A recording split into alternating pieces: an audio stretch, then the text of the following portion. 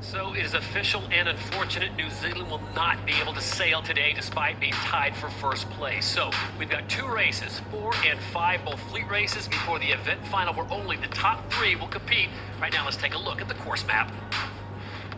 Well, the course here in Saint-Tropez, as always, requires a fast start to lead at mark and turn left or right.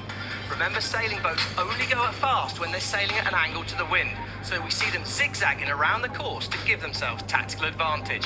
It's a gusty, shifty wind here in Saint-Tropez, so sailing the shortest course and trying to stay on the foils is going to be the ticket to finishing first under the fans on the shoreline here in Saint-Tropez.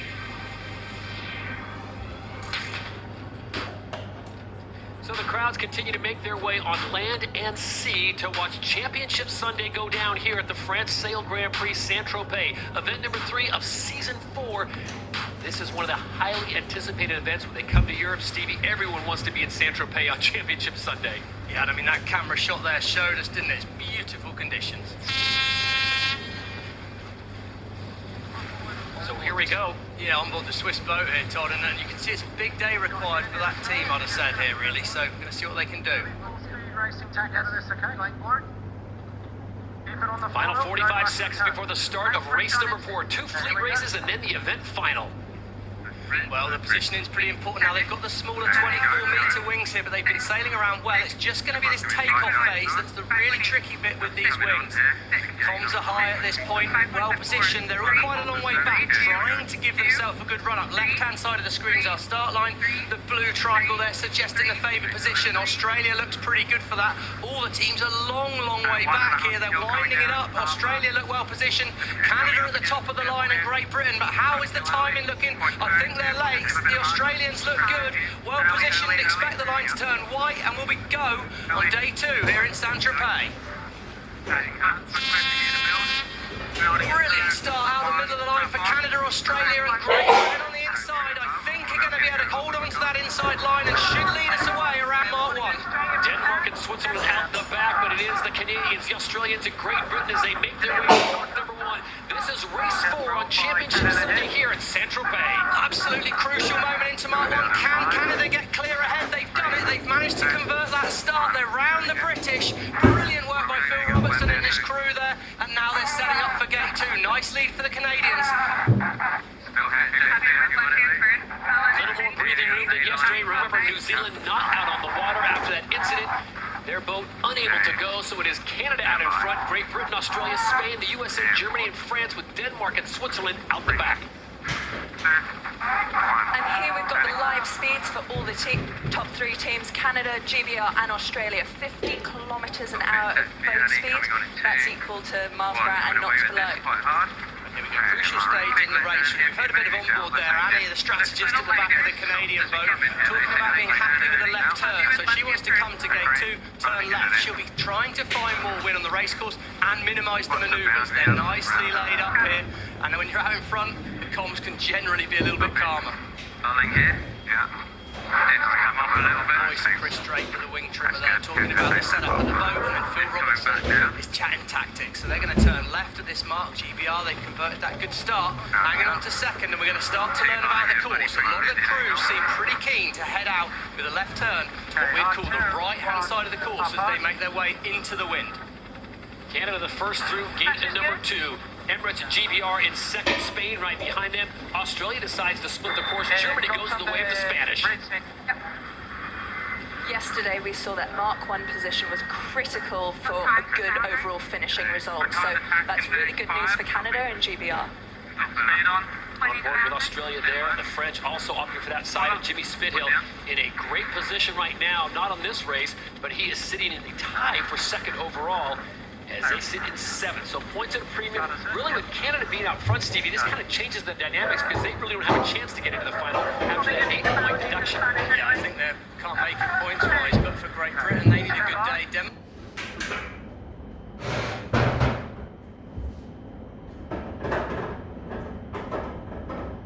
Denmark and USA, they're 7th and 8th at the moment, but they were well up overnight, so they're going to have to start to move.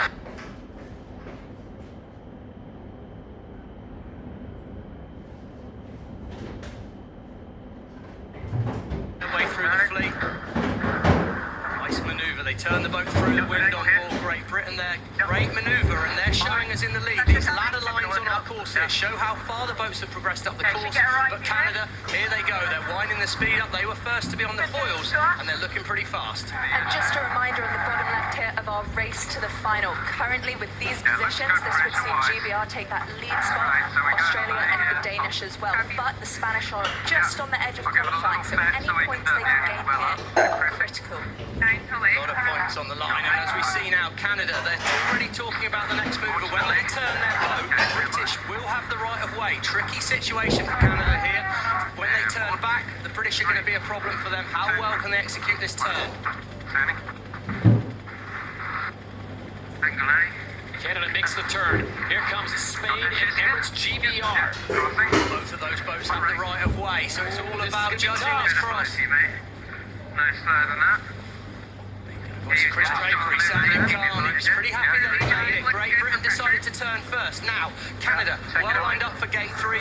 Can Ainsley and the British crew make this right turn? If they can make it round the right turn, they will be leading, but they're tight. They're close to the position. They've had to put it down. They're going to be slower than Canada, but I think they'll hold the inside position.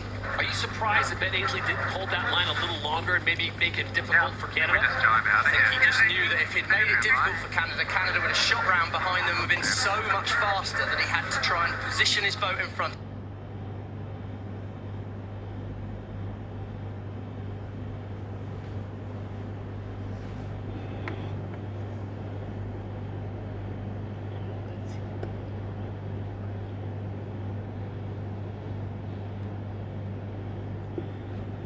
A little slower, but less distance. How about Denmark? They were mired at 9th and 10th place over those first 2 legs, and here they are now moving up into 4th place.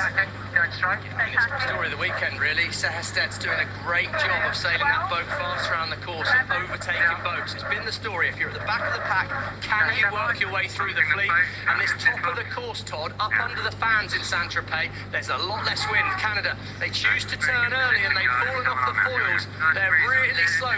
Canada are actually going left to right on our screen, but you can see the Germans in 5th have nearly caught them up. Rush decision by Robertson could have cost them some places.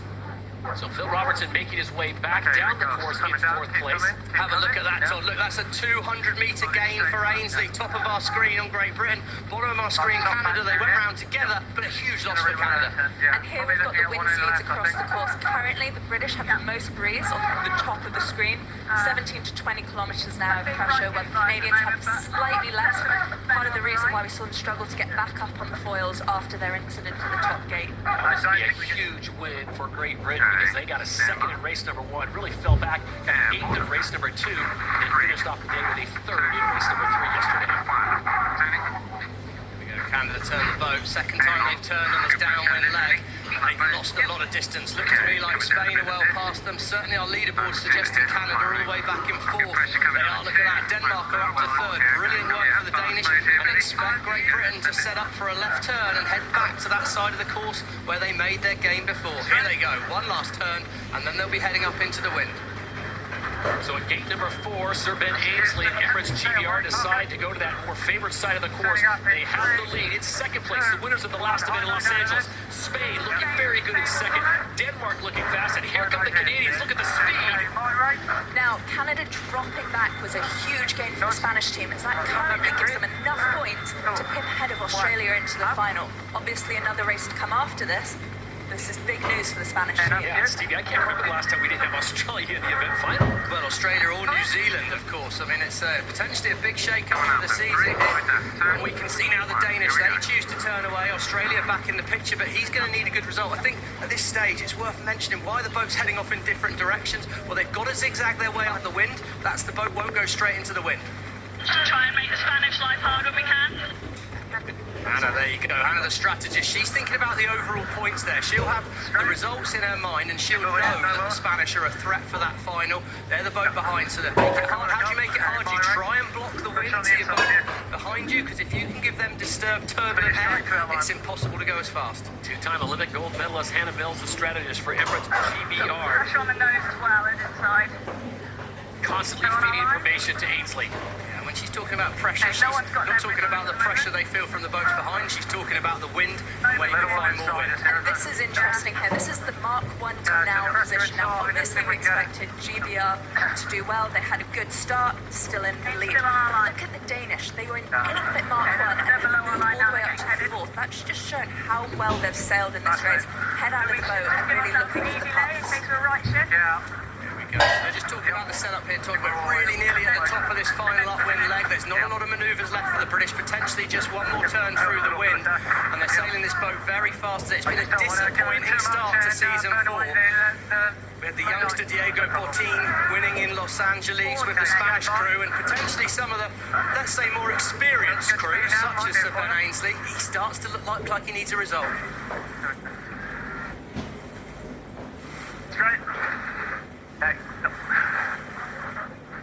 Nice maneuver there. The wind seems to be holding up. There you see the speed, green. They are at the perfect speed for 40. It has to be over 30. They've come down just a little bit. And here comes Spain, hot on their heels. Just back on the foils. Have they judged it right? Constantly vigilant as they make their way in front of the Adrenaline Lounge. Race A few places, even if they only get out of this event in 7th, it'll mean all the season points that they can get are crucial. When I'm just so hit on, I don't watch it. So by Sehested and Denmark. My line was in boundaries from yesterday. Yeah, exactly. That was what I was so close going out there with that mark. There you go, just talking about the race course and how tight they are to get in and around this course there. They're trying to learn the course in this first race. They should understand the day a lot better for Tom Slingsby coming across the line there in 5th. Well, it's another, if we're honest, slightly average one. However, he will know he's right in the hunt. And of course, got to remember, Todd, all you've got to do is make that final 3 and you've got every shot of winning the event. We've seen Tom Slingsby and the Australians come from behind before. Now the battle for 6th place. Look at the Germans coming on at full speed on the foils. The Swiss are going to try to inch this thing to the line, and this is going to be close. Switzerland, do they have enough steam to get across the line before the Germans that are charging hard? And it does look like they'll just cross it. Seb Schneider and Nathan Outridge get it done. They claim 6. Germany holds on for 7. It was interesting there, Nathan, talking about the start. A lot of the boats did look late on that start. Their timing was off, and talking about timing being off France and USA, they need big results, and this is big result in the wrong sense.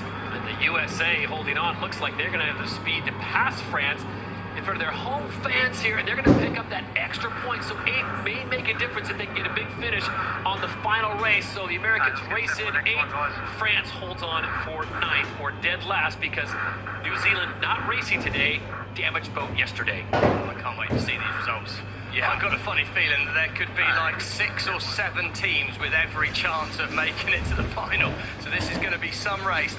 Pressure of the day could well be on Emily Nagal, looking after the results and trying to keep on top of the abacus to let us know where we're at.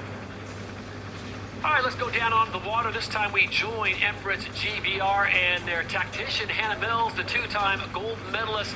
We like to refer to her as the Welsh Go, but she gets things done for Ben Ainsley and team. Hannah, if you can hear us, congratulations. Great way to start Championship Sunday. Give us an idea of the conditions. We've heard terms like puffy and shifty. How was it for you guys today? Yeah, it's definitely puffy and shifty. You know, really tricky racing. You know, it's hard to stay on the foils all the time through the manoeuvres. So yeah, it's super challenging for everyone. And Ben, we saw you.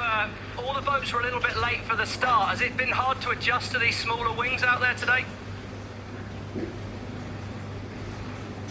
Yeah, I think it is different. I mean, we're lucky with this breeze coming in. It wasn't really forecast, but yeah, probably still downrange on this AP wing, and a bit of a light spot as well in that pre-start. So not a huge surprise to see a few people late. Like Hannah said, it's tricky when the wind's up and down so much. Getting it right is far from easy, as you can see. Hannah, quick question for you before we let you go. How much do you look at the numbers and making life difficult for other people like the Spanish and knowing what you have to do to get in that top 3? Yeah, we'll definitely take a look at the numbers now. I mean, you've got to be aware of what you've got to do in the last race to make the top 3. So yeah, we're about to check it out. All right, appreciate your time, Emirates, GBR, Sir Ben Ainsley, and Hannah Mills. Spend a little bit of their time to talk with us and give us the breakdown on that first race. Race number 4 of Championship Sunday goes the way of the Brits. And a throwback here to the start that set up it all for the British team. So Australia highlighted they're heading towards that prime pole position. By going up that little bit on the line, they opened the gap with GBR. Now, while they weren't in the optimal position, they did have the opportunity to have a bit more space and come in with speed. Up at the top of the line, you do have the Spanish, who were quite far back at the line, 44 meters away. But the fastest boat, they managed to get some good speed and end up with a good result. Well, and that played out, of course, slightly faster angle for Canada into Mark 1, and they did a brilliant job of maximising the advantage of that. They slingshot round the outside of the British, but the story of the day for the British really was they did a fantastic job of minimising the distance that they sailed. Canada here, they came all the way to our yellow ley line. Ainsley saw the opportunity, though. He turned well before, probably saved himself about 100 metres on the Canadians there, leapfrogged them into the lead, and once you give Ben Ainsley the lead, well, you can perhaps try and force things, which Canada did, but that normally ends up badly for you. He fell off the foils, slowed down, and it was Great Britain that sailed away for the win. And let's look forward to that next race. One more fleet race to go before the event final, and this is how it shook down. Emirates GBR gets the victory and the 10 points. Spain picks up 9. Canada really not in contention for the event final. They pick up 8, taking a point away from Rockwell, Denmark, who finish in 4th. Australia, Switzerland, Germany really scratching their heads how that happened, and the USA may have just shot themselves in the foot.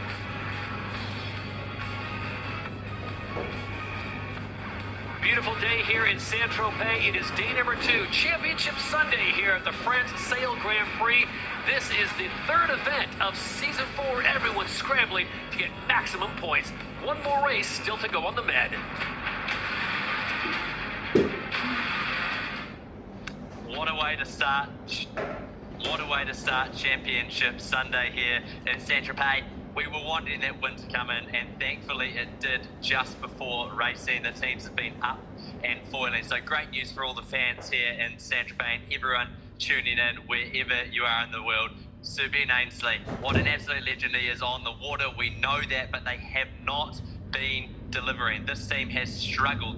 Haven't won a race in a very, very long time. Haven't won an event, I should say, in a very, very long time. So the pressure really is, I think, now on that Emirates Great Britain team to see how they can deliver in this final race here in Saint-Tropez, and if they can back that event win that they haven't had in such a long period of time. But for me, it was all on that start. Emirates Great Britain just launched the line. They had a great battle there with Canada going head to head. The Canadians snuck ahead right in front of us. It was neck and neck. We couldn't call it here on the boat as to who was going to be ahead, and then they just had a battle right the way across the course, but it was Emirates Great Britain taking that race win. But wow, some serious disappointment out there on the race. In the background, the home team, well, coming dead last at your home event, that is not what you want. So that team is going to have to bounce back somehow going into this final race of the day. Disappointment too for the USA team. Defending champions here in Saint-Tropez. Jimmy Spittle said that he loves it here when we interviewed him yesterday.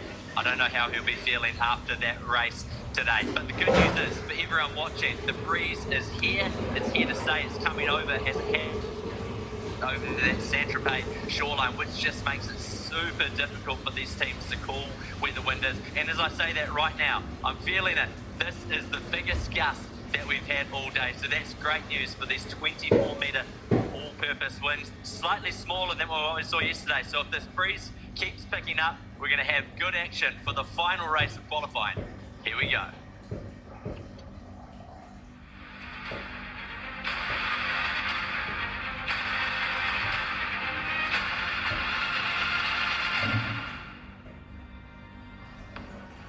Event 3 of Season 4, this is the France Sail Grand Prix Saint-Tropez. There you see the event leaderboard as it stands right now. A little bit of confusion there. New Zealand boat damage yesterday after, so they already accumulated 21 points, Stevie, so they're not in last, but they cannot accumulate any more points. GBR leads the way with 30. Denmark and Spain coming up in second and third. And if you're wondering what happened, this is what happened out on the water.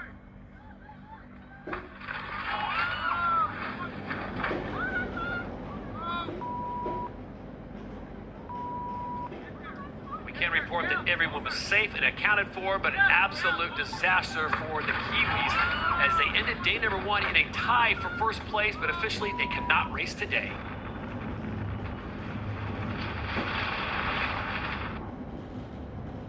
It's incredibly disappointing we're not able to get out there today. I think from us as a team, obviously the most important thing is that everyone's safe.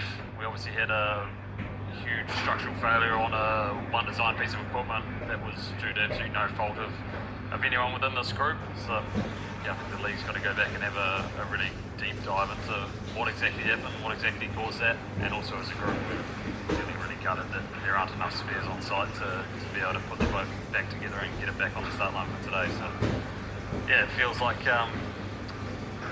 incredible bit of bad luck, but also some massive disappointment in the fact that we and the WP League can't get us back out on the start line today. I'm sure there's going to be a pretty thorough review going through exactly what's happened. From our point of view, the wing had passed all its checks before we went sailing, so there was nothing out of the normal, and we didn't notice anything out of the ordinary during the whole day.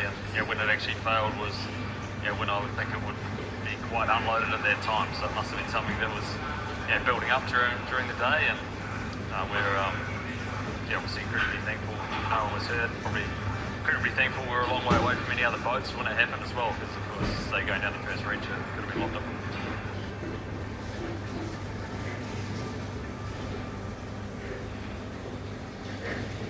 Well, yeah, at this stage we're really under a full investigation. I mean, we don't have any conclusions yet, but because of that, we're not using the 29-metre wings today.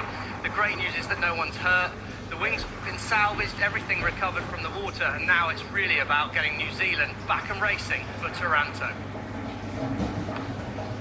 Best news is that everyone, as Stevie pointed out, is okay, but again, that forces the entire fleet to go to the smaller 24-metre wings. The investigation will continue, and hopefully we'll get the Kiwis back in time for the next event in Toronto. We're 2 minutes and 20 seconds away from the next race. We now sit it down on the water, and the fourth member of our team, silver medalist Lisa Dormanen. Well, we can expect more of the same for race number 5. It is super gusty out here. We've been talking about ships, but for me, it's all about pressure. It's about finding those pockets of pressure around the course.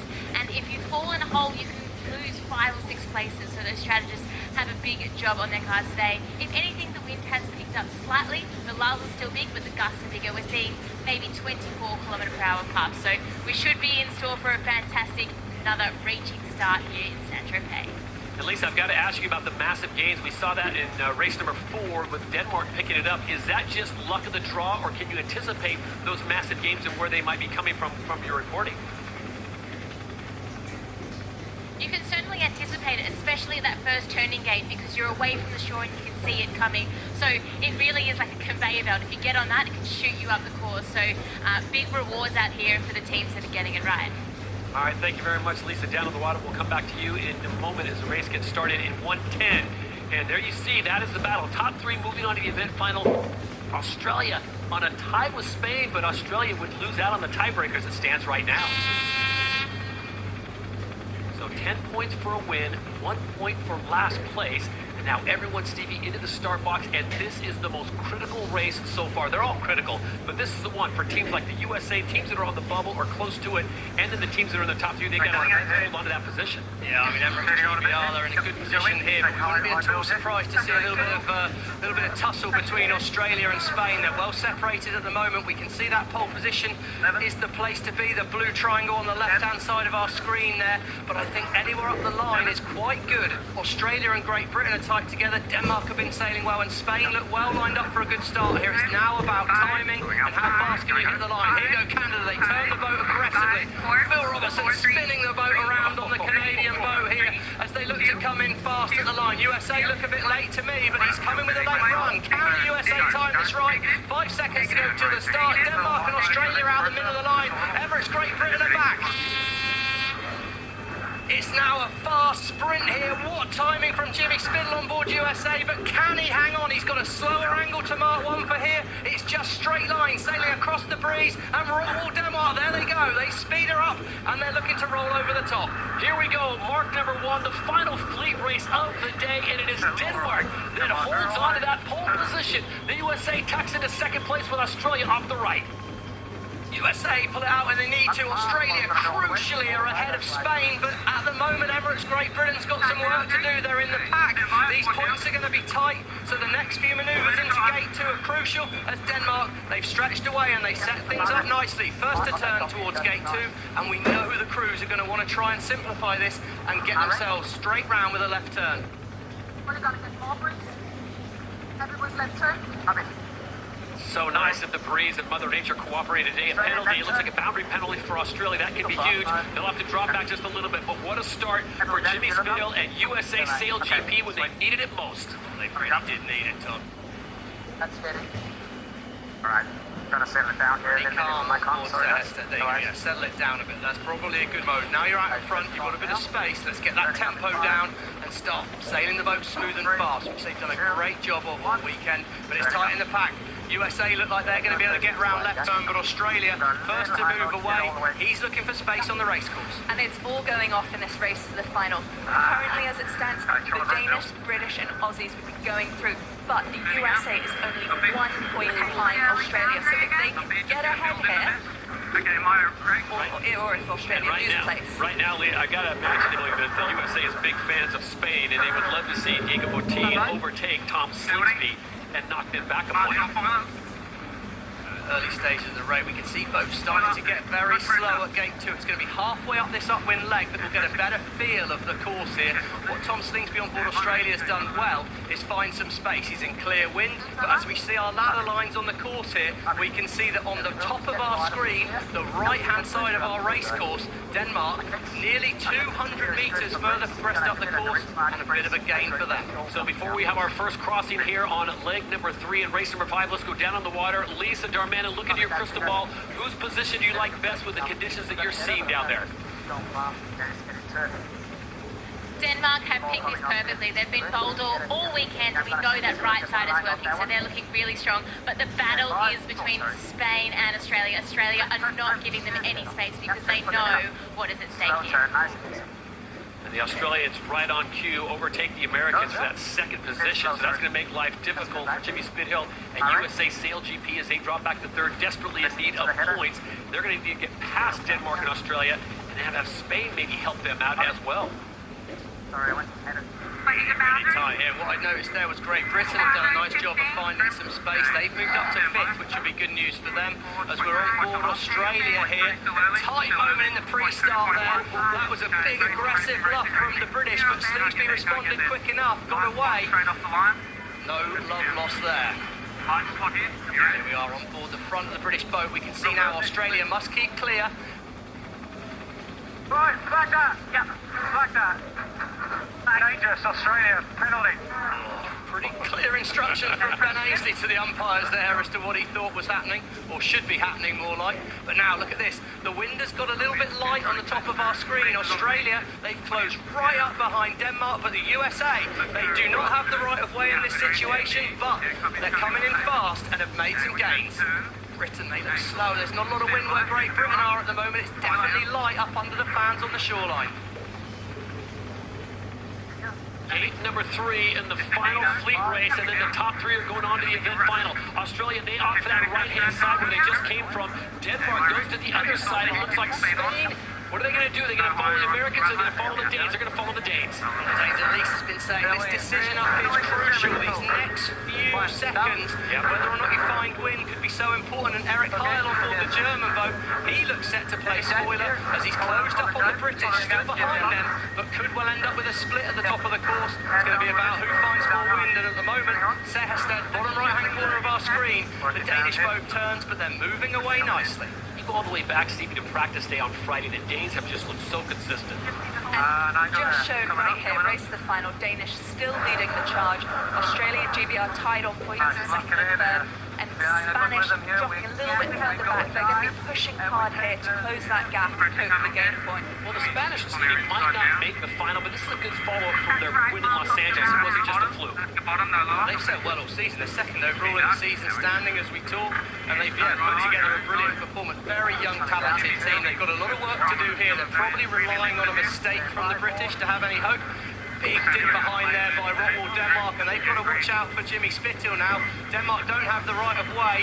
That's a tight moment in the race there, really tight moment. Now, Spain, they need to overtake those two boats in front of them, and they're going to be an awful lot closer than they were. Nervous times for Ben Ainsley on board Great Britain, but he's stalking the Spanish boat at the moment, chasing them down.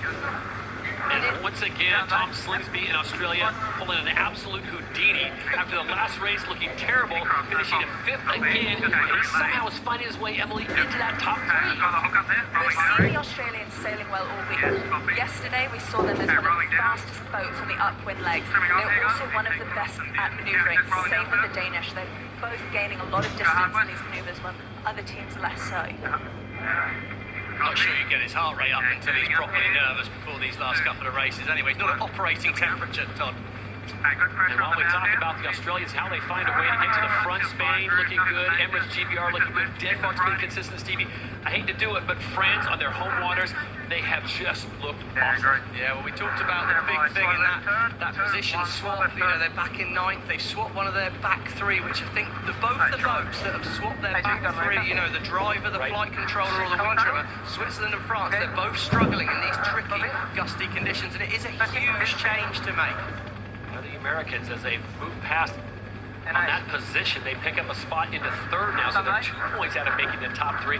All this depends on really 3 boats. What Spain, Denmark, and the USA can pull off here on this final upwind leg. It's really tight at the moment. The Spanish have done a fantastic job of getting their way through here, up into 2nd place at the moment. Denmark, slightly worrying for them ahead of a final, a probable final, is the fact they've dropped from 1st back to 5th.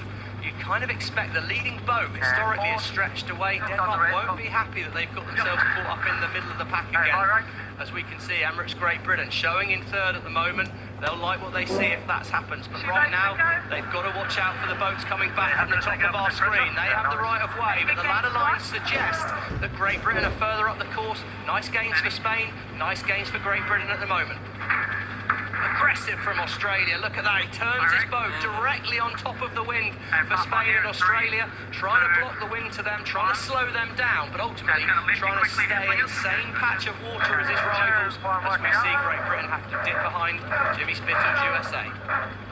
So the Americans still in the fight, holding down 3rd right now. It's Australia and Spain leading the way. Great Britain has moved into 4th. They look to be safe after that tremendous performance on the first race of the day where they got the win. Hannah Mills telling us, you know, make life a little more difficult for Spain. You know they've crunched the numbers, Stevie. They knew exactly what they needed in this last race. Yeah, she definitely will. I think, oh, the Spanish backhand side of our screen there. We just did a poor turn, fell off the foils. That could be a big moment for them. They've got to accelerate that Spanish boat. They're up over 30.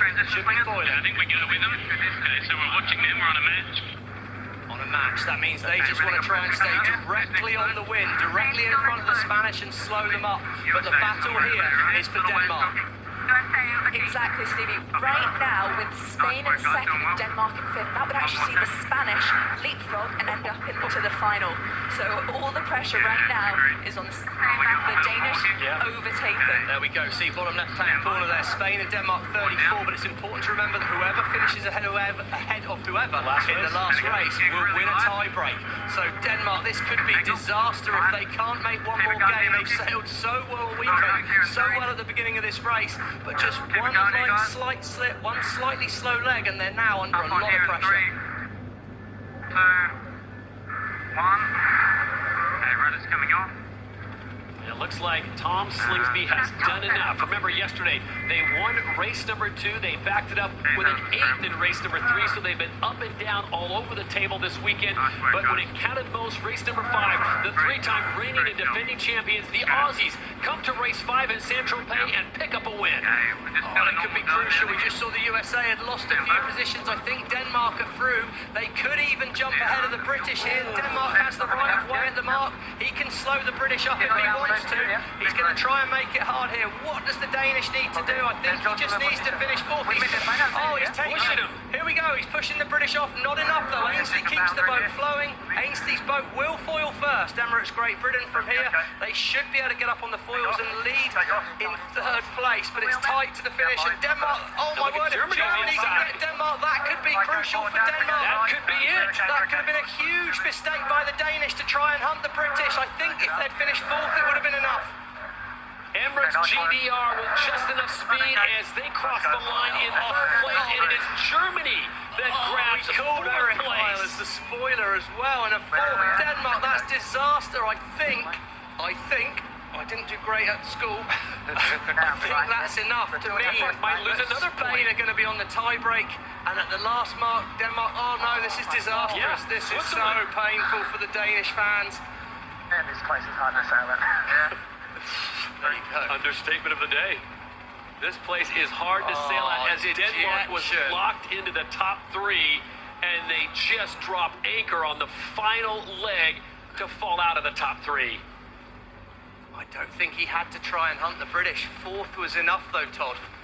They did not crunch the numbers well enough. Disaster for Denmark. 7 down. So Canada comes across the line in 8. This will be a definitely forgettable event for them after the 8-point deduction with a collision with Spain. France having to retire mid-race. Stevie, this has just been the worst for them after so much momentum coming into the season. Anticipation, they make the change at flight controller. It did not work out. Well, it doesn't seem to have worked very well at all, to be perfectly honest with you. They've been down on performance yesterday. We saw some real high moments. They were fast downwind, so it's not all negative. But ultimately, the scoreboard doesn't lie, so they're going to be pretty disappointed right now. So the fleet races are complete here on Championship Sunday, and the top three are moving on to the event final. Let's reveal who's going on. It will be Emirates, Great Britain. What a great second day, a first and a third. Australia somehow finds a way again to get themselves into the top three, and then it's Spain just barely edging out the Danes by 1 point. Back-to-back second places puts the Gajos into the final. When we go down on the water, Nikolai Sehested. Nikolai, you guys had such a great first day, and you started things off well on day number 2, finishing 4th in race number 4. That had to be frustrating, watching that final leg play out the way it did. Yeah, very painful. We didn't sail well here in the last race. We just sailed our way through the fleet, so yeah, painful, but sailed good enough, so that's the way it is. And Nikolai, feels pretty harsh to ask you now, but you know, what are the priorities on that course? You have sailed a great weekend here, obviously disappointed, but looking ahead to the final, what do you think is the priority for it? Oh, it's all about just being in phase with the shifts, and yeah, we got a bit out of phase here in the last race, and a little bit caught up in other boats. So if you can avoid other boats, which is easy in the final, and it's just about being in phase with the breeze. There's a big ride is coming, so you need to get through them. Nikolai, in your mind, when you came to that last gate and you saw the finish line and you saw Emirates GBR coming in, did you feel like you needed to be ahead of them to get that extra point to get into the final, or were you just more concerned about positioning? I think we needed to be ahead of them, so that's why we went pretty hard after them. Yeah. All right, Nikolai, we appreciate your time. Great showing by Rockwell, Denmark, and we will see you in Italy. A tough break for Rockwell, Denmark. Sail GP, Stevie, they had it, then they lost it, then they got it back. But when it came down to the final leg, Denmark comes up just a point short of making it in to the event final. But they were consistent all weekend long here at the France Sail Grand Prix in Saint-Tropez. Well, yeah, I mean, it was a tough one for Denmark, but it came down to such fine details. And Australia, they know how to put it out the back when it matters. They were so tight, but it came down to a very, very good manoeuvre at the top of the course. Traditionally less wind in that top of our screen there under the shoreline. But Australia, well, they still managed to get the boat foiling quickly, and it was that kind of detail that mattered. They pulled themselves from a position in the pack to the lead, and well, we've seen it season after season that if you give the Australians clear wind, if you give them a lead, they will just sail away. And I think that's going to be the takeaway for Denmark from this event, because they did have the lead, but they couldn't hold on to it. And well, dejection for Denmark, elation for Australia. A nice look here now at the numbers. It's really interesting looking at the two different modes sailed by our lead boats. The Aussies sailed the fastest, 48 kilometers an hour, versus the Spanish's slightly slower speed. But the Aussies sailed a lot more distance and did 12 maneuvers compared to Spain's 9. Now, yesterday we saw that less maneuvers was the key to winning.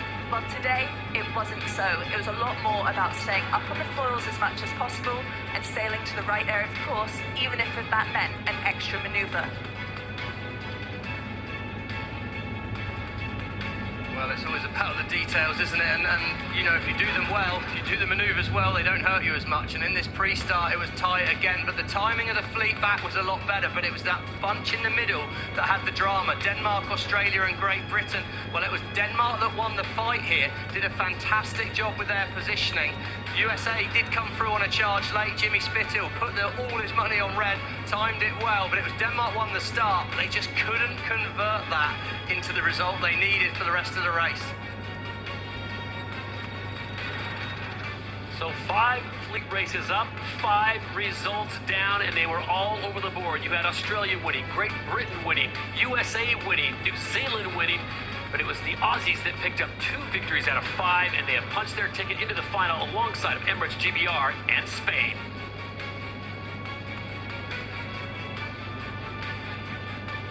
Well, CD, Emily, we've seen it before. Just when you think Tom Slingsby and his crew just aren't having a good one, it's going to maybe not make the event final, take this one off, they find a way to get in. Somehow they find a way to get in. They do, and I love this camera angle here because you can see the dark little patches of wind moving down the course. They're the gusts we're talking about.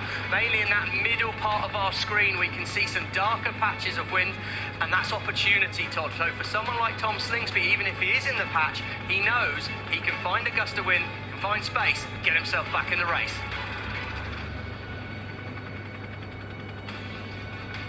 Well, beautiful day here in Saint-Tropez as we bring a close to this event, and it has been special. Coming into this, a lot of people thought there wouldn't be enough wind. Not the case. Mother Nature delivered in this beautiful part of the world, an iconic sailing venue.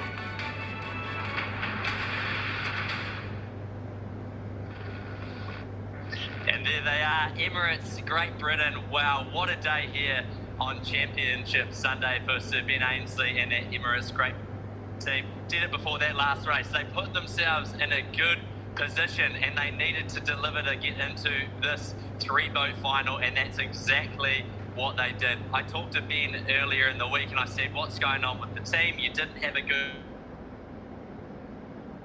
at the moment. We know the boat's fast, we know we've got a great team, and finally we're seeing them deliver for the first time in what feels like an absolute age. But let's not forget about the other boats in the final. That Spanish team in behind Emirates Great Britain right now, the youngest team that we've got in SailGP. We just went past the Spanish before as well. Diego Botín, the driver, he had a massive smile on his face, and why not? This is the team that were the winners in LA. People were calling this thing a fluke, the biggest upset in SailGP history. But then the Spanish team march on in to their second straight final. That's no fluke to me. This is a young Spanish team that's hungry to win, and they are delivering out here in one of the hardest environments in sailing. And we'll finish it off. The third team in the final, no surprises there. It's the Flying Roos, Tom Slingsby and the Australians, just sailing like they've never sailed before here in Saint-Tropez. Tom Slingsby said that they've got a curse here in Saint-Tropez. I asked him yesterday, is the curse broken? He said no, we'll have to wait to see till tomorrow. And I think officially the Australian Saint-Tropez curse is over. Now, this is it. The stage is set. 3 great teams, Emirates GBR, the Spanish and the Australians, going head-to-head in this winner-takes-all final. The breeze is up. It's holding. It's going to be exciting. This is the trickiest race course we've seen in a long time here in SailGP. You can make risks. You can make these big, bold decisions. And I'm looking forward to this next one. It's going to be a goodie. Enjoy.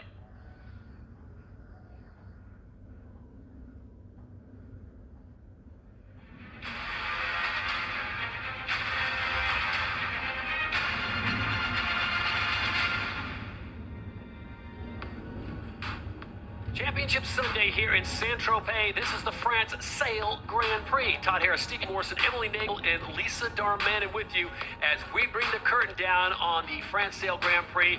What a day of racing. Only the event final left to be contested. Beautiful conditions on the Mediterranean for the final day of the France Sail Grand Prix in Saint-Tropez. It will be Emirates, GBR, Australia, and Spain battling it out. Emily, who would have thought? I mean, surprisingly, Emirates, GBR, not so much. Australia, not so much. But Spain making it 2 for 2 on making event finals. I think it's incredible. You know, Spain clearly have some momentum behind them. They're on a roll. They're coming into this final now as, you know, defending event champion up against season champion versus the greatest Olympic sailors of all time. So I think we're set for a pretty epic final. It was no fluke in Los Angeles, Stevie. You've talked about this team is young, they are hungry, they are ready to go. Well, yeah, and we talk about a surprise. To be honest, my biggest surprise almost is Great Britain. They've not, Emirates GBR haven't been in the final for a long time. We started to question, has Ben Ainsley still got it? If that's something that you can actually say in public, which I think I've just done. But, you know, they haven't performed, the British. So actually, this could be the rebirth of this Emirates Great Britain. I'd say the biggest pressure is on them. They need to win this final more than the other two teams. Pressure on Ainsley and Mills and co here, but as you mentioned, they've done it plenty of times in their career and they'll be looking forward to it. They're sailing very well today. Can they sail very well in this final? Well, we're hearing the conditions will be very similar to what we just saw, so a quick debrief for those three teams, and then they will be back on the water battling it out. This will be for the event championship, winning the France Sail Grand Prix here in Saint-Tropez and the points that go along with it for the overall season championship. So it's three heavy hitters ready to do battle on the Mediterranean. The newcomer, Diego Botín, not a lot of numbers to the right side of his resume, Stevie, but he was thrown into this one because the team and everyone involved with Spain and Sail GP pretty confident in his abilities.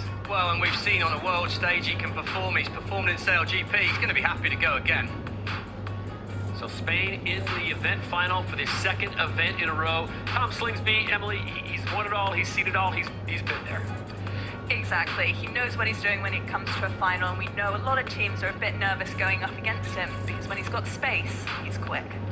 And it's amazing, Stevie, that the Emirates GBR boat gets around the course the way it does with all the hardware from the Olympics that they have on board between, the 7 or 8 medals between Ben Ainsley and Hannah Mills. Yeah, and they arrived on Sail GP with a bang, didn't they? They came in and they won straight off the bat, but it's a long time between meals for Ben Ainsley, and he's looked pretty hungry out there today, so I'm sure they're going to be very, very keen to get a performance. As I say, this team, I believe, needs to win this event the most. They've got to show everyone else they're still there, still fighting, and still amongst the best. So now just moments away from the event final here as Spain once again is in the event final. And they are just going through final preparations before they will get themselves into position in the start box. We're able to go on board now with Diego Botín, the driver for Spain Sail GP. Diego, congratulations, well done. Again, second event in a row, you're in the event final. What did you learn in Los Angeles that you can carry over here in Saint-Tropez? Thank you very much. Yeah, we are super pumped to be in another final.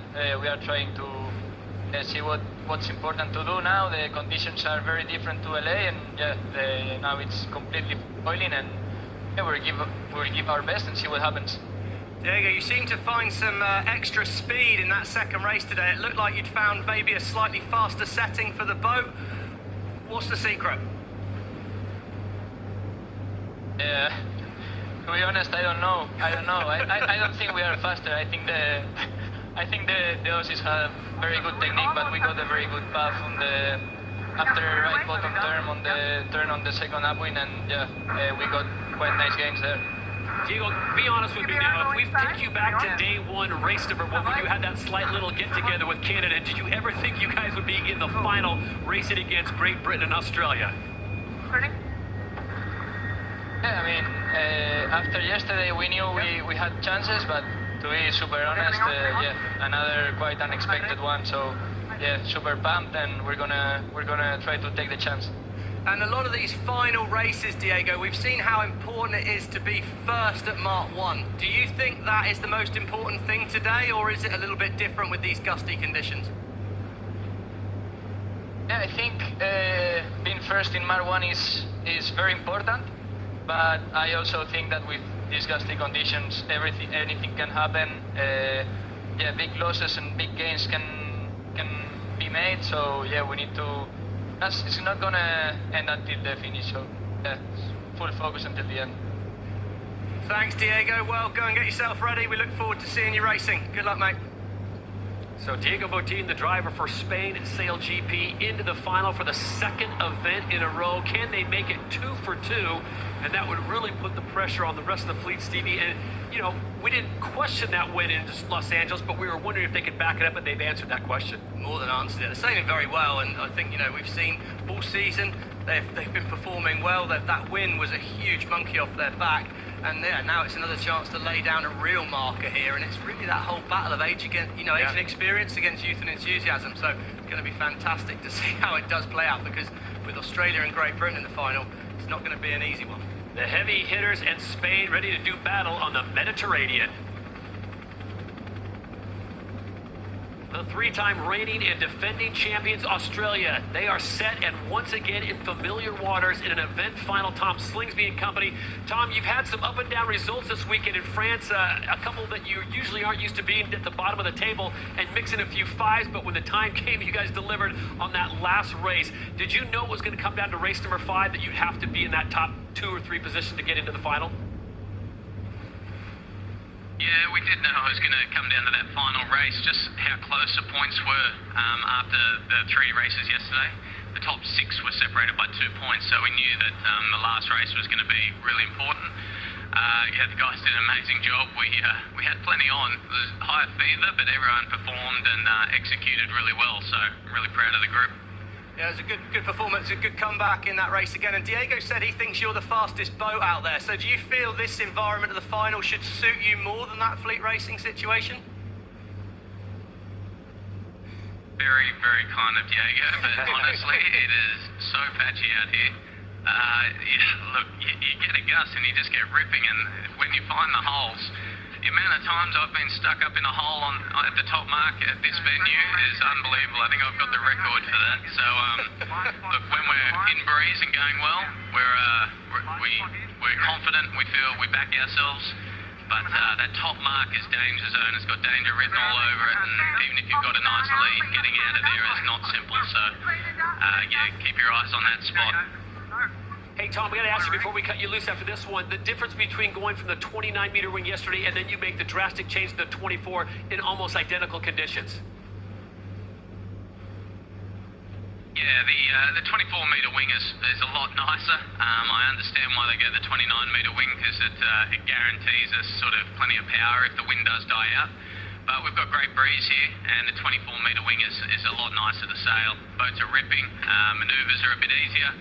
And, yeah, we're in the right configuration for this race course. All right, Tom, appreciate your time. Once again, good luck to you in the event final. That's Australia's Tom Slingsby, the 3-time reigning and defending champions. They are set to go and try to pick up more points, as they are currently the overall leaders after 2 events by 1 point clear of Spain and Rockwool, Denmark, sitting in 2nd place. We'll still go back on the water, and Lisa Darmanin for her report before we get to that event final. Well, Ben, congratulations for making the final. What is going to be key of this shifty final race? Well, as always, the start's going to be massive. You can get out ahead and then read this breeze. And like you said, it's shifting around a lot. So you saw the previous 2 races. It's a little bit of a game of snakes and ladders, but the team are doing a good job sailing the boat nicely. So we'll, first thing, try and get off that start line in good shape. Can you protect the other boats, or is it about sailing your own race and the pressure you see? It gets harder. The shiftier it gets like this, it's really hard to control another boat. Sometimes you just end up losing more distance and sailing your own race and working the shifts. So we just have to figure that out. Hannah's doing a great job helping on the strategy calls, and we'll just keep more of the same. You had a good first start, rough second start. What's going to be the key this one? Well, the lineup, we had a bad lineup in that second start. We got a bit rushed where we were with some of the other boats. We like to have a bit more space. So of course, that'll be easier with 3 boats, but trying to figure out what the wind's going to be doing coming off that line. Do you want to be the leeward, or do you want to be to windward? That's a tough call to make, but it'll be one that happens at the last minute. We better let you get into it. Thanks for your time. Okay, cheers. Thanks. Diego Botín, Tom Slingsby, Ben Ainsley for giving us that time. Where else do you get to talk to the drivers right before the event final, down on the water, hands on the wheel as they get set to go racing? It was fantastic. We're going to go back down on the water. Lisa Darmanin, give us your pre-race report, what you're seeing and what do you anticipate? Dangerous, Australia. Well, we're seeing a very similar thing to last race. It's super gusty out here. There's lots of danger zones. So even though a boat might be out in front, we know that they are not safe. But it is getting pretty gusty out here, and I'm lucky enough to be joined now by wing trimmer Blair Tuke. Blair, I know you'd be rather sailing than sitting here with me, but what do you think we've got in store for this final? Yeah, this is going to be a pretty tough perspective for me to view the racing from.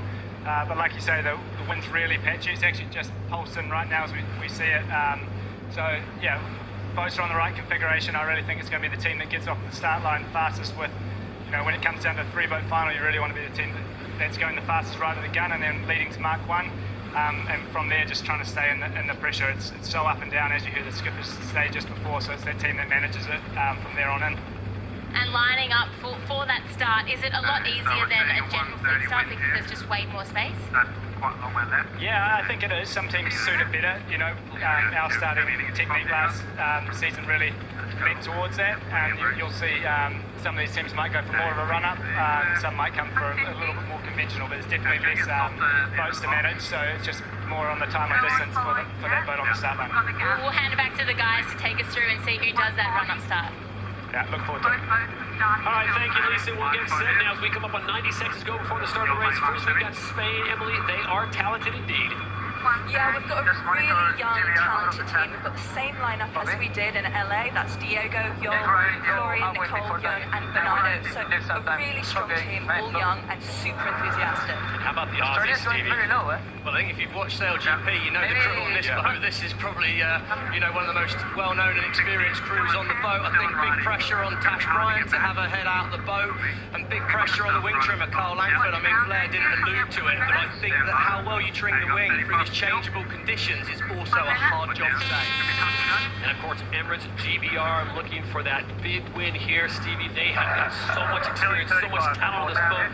You got to think eventually it's all going to click and it's going to just drive away. Yeah, they're definitely sailing a lot better here today, and I think again Hannah Mills at the back of the boat. I can't help thinking those strategists have got a big job on to help the drivers see where the breeze is as we see 40 seconds to go and they're already in position. Ainsley talking about did he want to be down the line nearer the bottom of our screen or up the line where you're going to have a faster angle. At the moment, Ainsley has a pretty good controlling position on Emirates Great Britain. That's a lot of water on the boat there with 27 seconds to go. He's defending against the ruse. Slingsby pushing. Emirates Great Britain defending, and it's going to be Spain with the clear run-up. Australia very aggressive from Slingsby here. He's going to look to park the British boat. As soon as those boats overlap, if they do, the British will have to keep clear. It's really, really tight. Has Ainsley timed it right? The Australians can't hook them. Ainsley looks early back to the line here. It's aggressive match racing. Watch for the line's turn white. Oh, that was so tight on the gun, and the Spanish are late. The Spanish late at the top of the line will have a faster angle. Looks like a clear start. And Slingsby's aggression's paid for him. The British are going to struggle to get over the top from here. At mile 1, it should be the Ruse in first place. Well, they couldn't get the hook in, but at mark number 1, it is Australia that has the whole shot position. What a maneuver by Tom Slingsby as he pushes the Brits to the outside. Here comes Spain back in the mix. Yeah, nice little move from the Australians there. He turned the British up a bit closer to the wind. That's brought the Spanish back into the race. But first decision goes to Great Britain. They spin away. He thinks he's seen win first. Spain try to follow. Everyone moving very quickly, trying to react to the changeable wind conditions. Hold. Let speed come. Currently seeing the highest speeds of any race so far this weekend. GBR doing over 60 kilometers an hour downwind here. Spanish closing the gap now from behind 65s. It's going to be a tight race. I don't know about how many manoeuvres can they do into the gate. Australia look pretty well set for a left turn, but if Great Britain can make it down, they'll have the right of way on the inside. It's going to get really tight at the bottom. When Great Britain turn, Australia have got to watch out because the British will have the right of way. And they got to watch out for those super yachts. The fans, look how close they are to gate number 2. Prime viewing condition, and it looks like Australia at gate 2 is going to opt for the left side of the course, and Great Britain at the last second decides to follow with Spain sitting in 3rd. That's great news for the Australians. They'll be so happy to see the boats follow round behind them. They're going to be faster because they had to do no manoeuvres. Great Britain had to do 2 manoeuvres late on, and look at that, Spain are off the foils. And then we see on our ladder lines here, things are already extending away.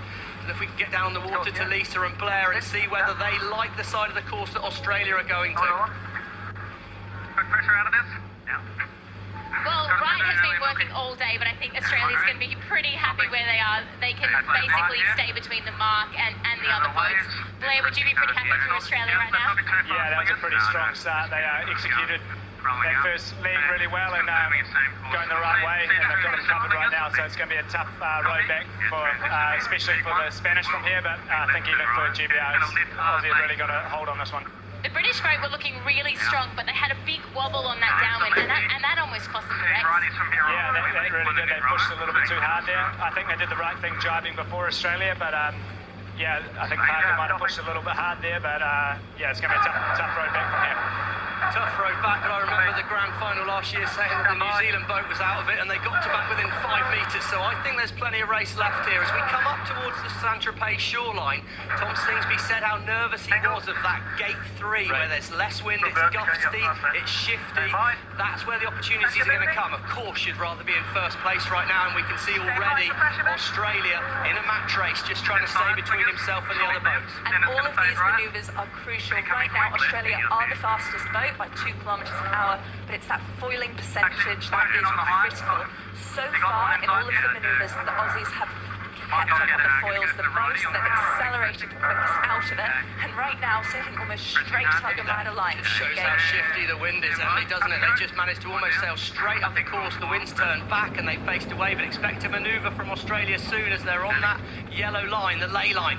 That's the line that says they'll make it to the next gate with no more manoeuvres. If they can stay on the foils for the next 30 seconds in and out of this gate, I think they'll be well set. We're halfway through the race, but this is probably the pinch moment in the race. Let's just focus here. Yeah. Look at Great Britain. They are making gains here as they pick up the speed. Much cleaner now. They're going to both head to the same side of the course. It looks like it at the moment, and there you go. They've done a great job of this all day, Great Britain, minimising distance. We can see there the extra distance that the Australians have sailed. They've done that to guarantee safety, but what they've also done is lose a lot of lead to the British. They still have control, but it's now a pure match race between first and second, as I think the Spanish have got a lot to do now. So what was nearly a 200-meter lead is now shrunk down to about 100 as Emirates GBR has closed the gap. Just 3 seconds behind at the last gate. They decide to turn away first. Yeah, they moved away first, but we could see there was a real dark patch of water right next to the Australian boat. I think the Australians have done a nice job of staying in good breeze, and there we go. We heard Carl Langford sailing into really good pressure. Look how high they are out of the water, and they look well lined up to gate 2. Great comments from Carl Langford there. He's talking about the wind dropping as they come down towards this next gate. So the crucial thing now is, can they get through gate 4 with no more manoeuvres or not? And here we go. We heard Tom Slingsby. We're going to go right. There's going to be one more manoeuvre from Australia here. They're going to turn the boat and head out to a right turn. Looks like they've made a gain though at this point. Okay, hold that, touch, hold that. Okay, now coming up. Coming up. Catch Brian steering really accuracy out of the jibe there, and once again Australia is happy to sail a little bit of extra distance to set himself up well for the next leg, but they're high. They got a little bit too high there. They skidded sideways. Good save by Jason Waterhouse. Australians are fast, but I think we've got a split. It's one of the things we've seen over this weekend. All of the flight controllers are really pushing that ride high. Yesterday the French led the way with the highest boat. Today it's the Australians. We've got a split, Todd. Lisa, Blair, what can you see on the water? Is this a game for Great Britain, or have Australia called it right? Yeah, we're going different things. Australia are looking pretty strong from my eyes. Blair, what are you thinking? Yeah, I think Great Britain did well to get the split at the bottom. That's what you want, but yeah, to me the Aussies are in net pressure nicely. They're coming across to the right-hand side of the racetrack, looking up, and I think you'll see a tack in 10 seconds or something, and they'll have them pretty well covered. Yeah, we're going to be slow here. Stand by. Get the build on. Tight moment there, as we can see the wind has turned to favour the British. It is tight, but this is the moment Blair was talking about. Will the Australians be able to block the breeze of the British? Australia turn. Great Britain's foiling faster than the Australians.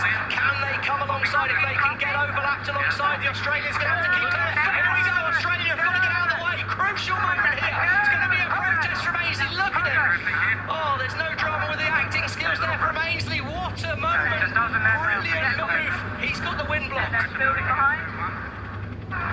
Side-by-side drag race as Ainsley calls it, and here comes the penalty. There was the penalty, but it's instantly scratched as the British take the lead.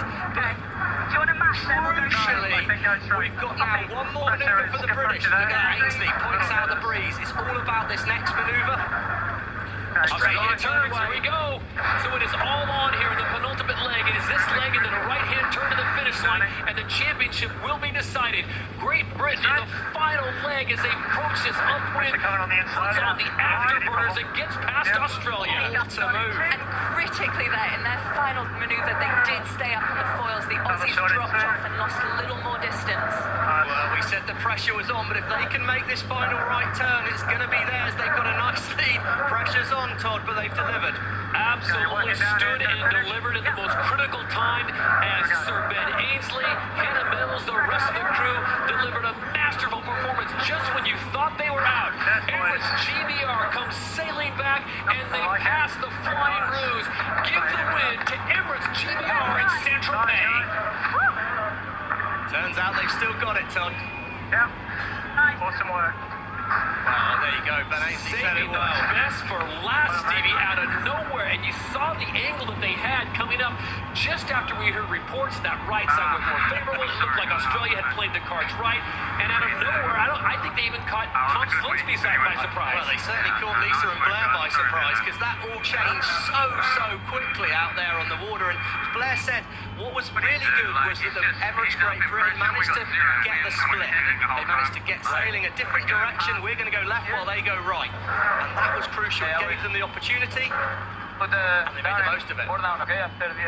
Spain will come in, finishing in third, and I don't want to say they were doomed from the get-go, Stevie, but you called that they were late to the start, and when you're racing against Ben Ainsley and Tom Slingsby, you could not spot them anything, and that's exactly what they did. So Diego Botín did a great job of staying in the mix, just didn't have the power. But Ben Ainsley, as we approach that fifth leg, they are halfway up, nowhere near the Australians, the lead almost 200 meters, and then Ben Ainsley puts on the nitrous, and they go into full afterburner mode as they take the win here.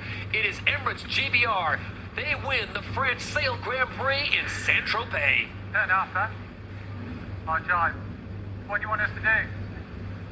Okay, just going to jive here. And it has been a time, Stevie, since we've had Emirates GBR popping the champagne corks and getting the win. Well, we've had to scratch the great selves, actually, a little bit, Todd, because it's actually about May 2021, which was the start of season 2 since they've won an event. It's been a long time between drinks for Ben Ainsley and the crew. And well, now they're going to get their champagne moment here, and it's been a long time coming, but what a performance. Shifty conditions, they took advantage of a good shift. There you go, Ainsley there, tricky. Definitely looked tricky, and it definitely was a good battle, but what a show they've put on for the fans on the shore in Saint-Tropez. And Saint-Tropez, well, thank you very much. You delivered such an incredible race there.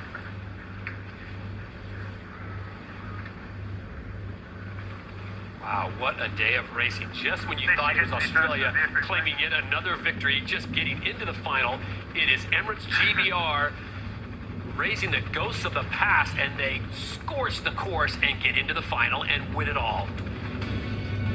Well, here we go. This was the race to the final today, and of course, a lot of it has come down to the starting, but perhaps more than any other event, there have been overtaking opportunities and manoeuvres after Mark 1, sorry. You know, the wind has been shifty, there's been boats on and off the foils, and Ainsley, what he has done well today on board Emirates GBR is they've managed to pick the shorter distance. Whenever there's been an opportunity to minimise distance, they found it. They've done a good job of that.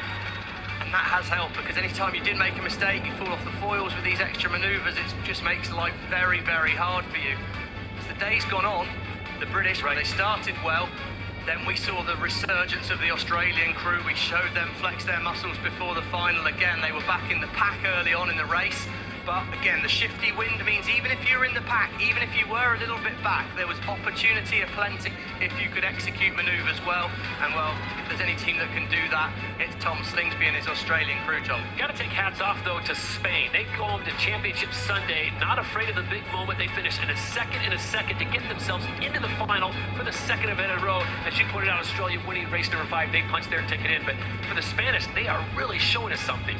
They're showing they can deal with the pressure as well, but what they're going to have to take away from this is here we see the best time Rolex best time start was Emirates Great Britain, and they were perfect timing, just 0.027 seconds behind the line. But positionally, the Australians were just on the inside. They controlled the lead to Mark 1. Now, I don't think Australia has ever been overtaken when they've led at Mark 1 in a final. This is, I think, the first time that's ever happened in SailGP, and we can see the shift that Britain got. Look, they're progressing nearly directly up the ladder lines. They're sailing directly towards the next gate. Huge gains, there he is, Ben Ainsley. Look at that, acting skills, sailing skills, whatever you need. He certainly made his point well, and that point was turned into a win. What a great moment for Emirates Great Britain. Now here's a look at that start that really stole the show.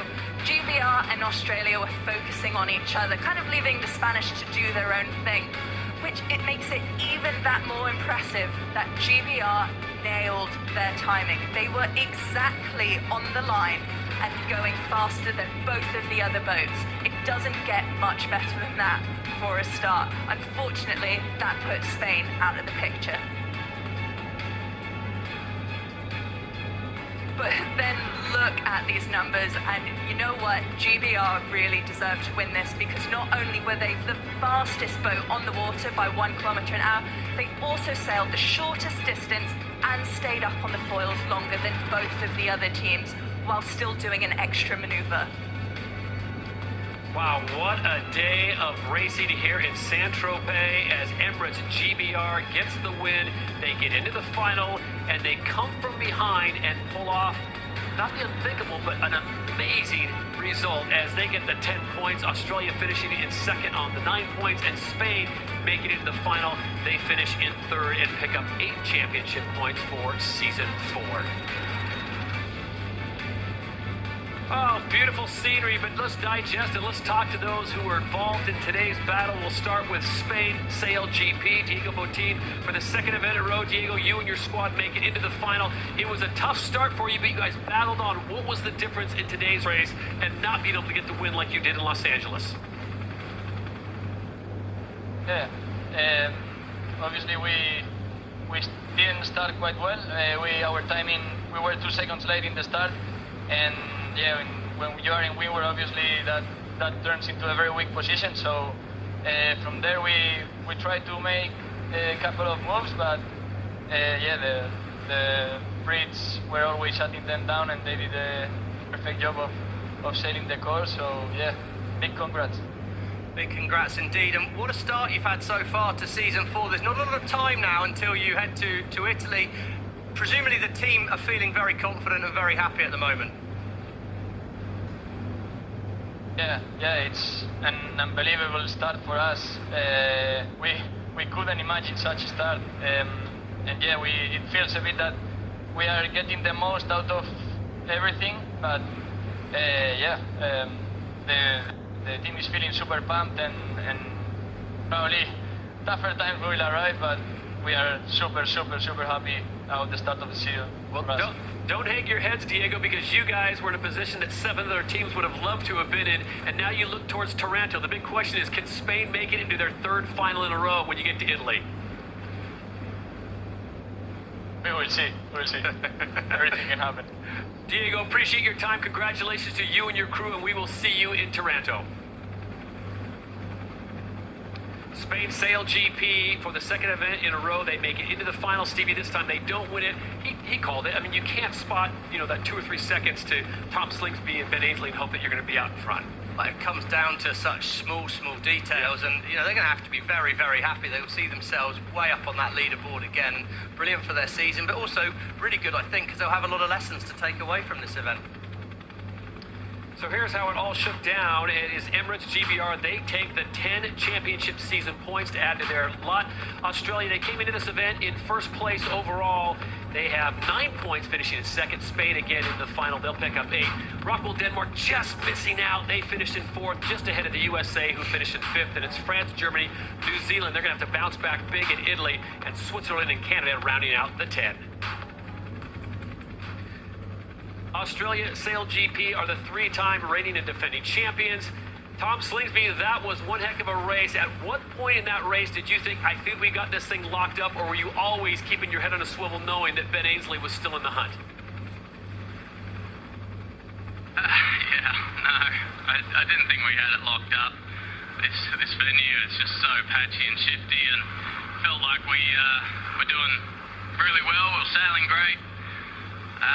We knew Ben was going to split sides no matter what way we went at the bottom mark. We knew he was going to switch with us, and so we just thought, let's round the mark cleanly, get onto the same tack as him, and try to get across to cover him. And just as we were looking really good, and as we came into that intersection, he had 40 degrees further right with right wind direction and more pressure, and we were just in no man's land. And honestly, if we didn't tack there and we went further, we might have lost more. You never know. So I was aggressive in defending, but it didn't work, unfortunately. And congratulations to Ben.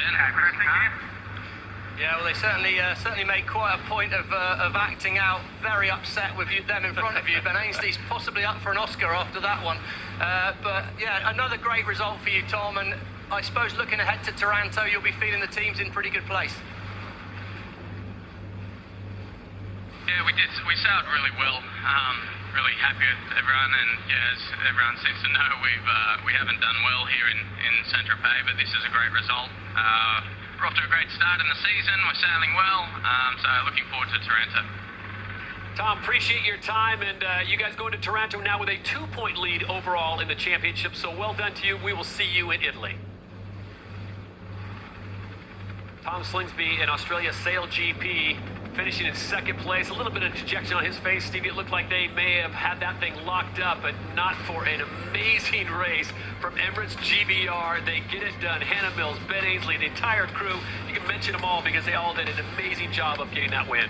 Yeah, I think Neil Hunter, Nick Hutton at the front there, the grinders. You can see how tired Nick looks, and you know, there's an awful lot of effort going into trimming that big wing sail on a day like today. Very physical outing. Luke Parkinson, the flight controller, and Ian Jensen, the wing trimmer. You know, they've been demanding a lot from each other. It's a tight crew. It's a very experienced, high-performing crew. They won't like having not won for a long time. There'll be a lot of fired-up people on that boat, and to have finished second again would have been pretty disappointing. So to be back at the front of the fleet, big moment. Well, the champions of the France Sail Grand Prix in Saint-Tropez, it's Emirates GBR. They get the win. Ben Ainsley joins us now. Ben, be honest, after day number 1 and race number 2, when you guys finished in 8th place, did you feel like maybe Saint-Tropez is not your kind of race course, or do you think we can definitely bounce back and win this whole thing? Yeah, no, it's always a bit like that with this race course. It winds up and down so much that it's really tricky. So we expected some big gains and losses, and I think we saw that for all of the teams. And we just had to hang in there and keep the sailing the best we could. I think the team did a great job all weekend, making the best of what we had, and Hannah, as always, trying to get us in the right spot on the race course and reading the breeze, which was incredibly hard out here. So, as always, great team effort. So Hannah, that left turn at the bottom, that was an obvious decision then, was it? Yeah, always obvious, Steve. Well, it's been a little while between victories for you guys, so it must be a big moment for you. I think it's May 2021 since you were last at the top of the podium. This must mean a lot. Yeah, thanks for reminding us of that, Stevie.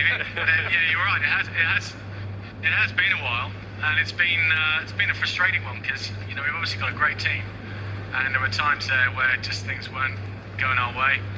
And it's taken a lot of, you know, dedication, determination to just keep plugging away and get ourselves back into it. You know, finishing third last season, getting into that finals race, bit of a disappointment, or well, it was a disappointment, coming away with third in that, and then struggling the first 2 events of this season. So the team have had to dig deep, and you know, big shout out to Rob Wilson, our coach, as well, for helping us out, and you know, the shore team that has always done a brilliant job getting this boat in perfect condition for racing.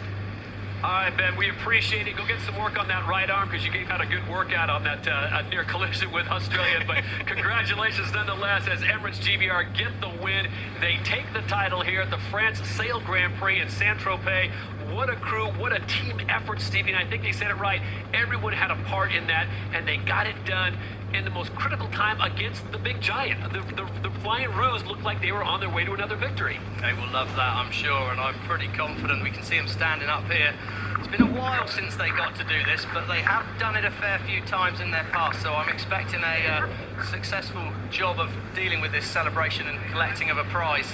Very happy team and good for them. Emily, I think with their resume, they probably have not forgotten how to pop the cork on the champagne and how to celebrate a win.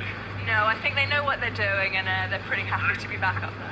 I want to welcome Hervé Berville of France. He is the Minister of Sea, making the presentation with the trophy for the France Sail Grand Prix here at Saint-Tropez. This is event 3 of season 4. We'll see if this gives Emirates GBR the bounce back they need to get themselves back in the hunt. They came into this event, remember, they were in 6th place overall coming to this event. This would be a nice bump for them as they will move up the ladder board all the way to 4th overall. And now the celebration can truly begin here in Saint-Tropez. Here we go, Saint-Tropez showers.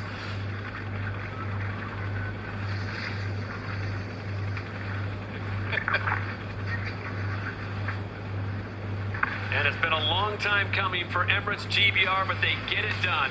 As we take a look now at the Season 4 standings after these 3 events. Australia now 2 points clear of Spain on 24. Rockwell, Denmark sits in 23 points on 3rd. And Emirates GBR, the big winners, they move up to 4th. New Zealand, USA, France, Canada, Switzerland, they look to Italy. Well, coming up, we've got one more big event just down the road, and you won't want to miss that. Coming up September 23rd and 24th, it will be the Rockwell Sail Grand Prix in Taranto. Conditions could be very similar to what we've seen here in France. The only thing we know for sure, it will be all on as the 10 international teams go to battle. You get ready for some chaos here. Oh, put it down. Yeah, it's a bit choppy, isn't it? Guys! Yes, sir! Yeah, buddy. Nice work, guys. Take a breather. We just got to focus on our job. A jump already! It's going to be a sprint now. Stand by.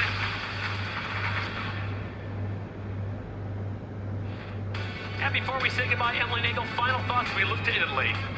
I think it's going to be a really exciting event. We haven't been back there since season 2, so all to play for, and let's see who ends up on the top. What an awesome weekend's racing, and let's just hope our Kiwi team can be back and on the start line. We've missed them today. Well, we want to congratulate once again Emirates GBR. They get the win here. They take up the title of the France Sail Grand Prix here at Saint-Tropez. It is now on to event number 4 in Taranto, Italy. We'll see you on September 23rd and 24th. So, for Stevie Morrison, Emily Nagel, Lisa Darmanin, and Blair Tuke, I'm Todd Harris saying so long for now from beautiful Saint-Tropez.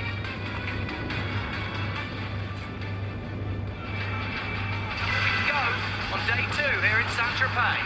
Emirates GBR is going to make it to the finish line. The Aussies come to race 5 in Saint-Tropez. Watch for the 971. It's going to here we go. Australia have got to get out of the way. Give the win to Emirates GBR in Saint-Tropez.